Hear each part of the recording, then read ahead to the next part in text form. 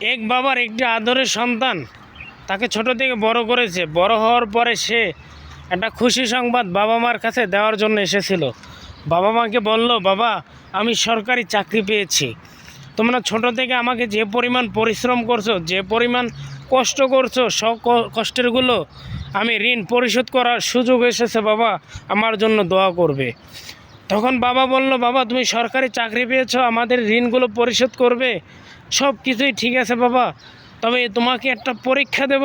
সে পরীক্ষায় যদি তুমি পাশ করতে পারো, তোমার কোনো টাকা পয়সার প্রয়োজন নেই, তুমি শুধু একটা দিন আমাদের সাথে, একটা রাত আমাদের সাথে কাটাও। যদি সেই রাতটা যদি তুমি কাটিয়ে উঠতে পারো, তাহলে তুমি পরীক্ষায় পাশ করে ফেলবে। তখন সন্তান ভাবলো যে বাবার এমন কি কাজ যে একটা রাত তাদের সাথে থাকলে আমার সকল ঋণগুলো পরিশোধ করতে পারবো।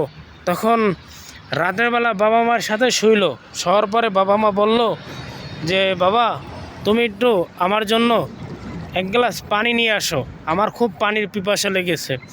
তখন সন্তান হালকা হালকা চোখে ঘুম আসার কারণে খুবই রাগান্ত অবস্থায় বলল, তুমি আগে পানিটা নিয়ে আসলে, এখন তুমি খাইতে পারতা না, আমাকে দিয়ে কষ্ট করালা।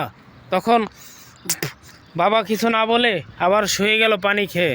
তখন ওই সন্তানকে কিছুক্ষণ পর যখন সন্তানের গভীর ঘুম চলে আসে, তখন বাবা সন্তানকে বলে, বাবা তুমি আমাকে চলো, আমাকে নিয়ে বাথরুমে যাব, তুমি আমার সাথে একটু চলো।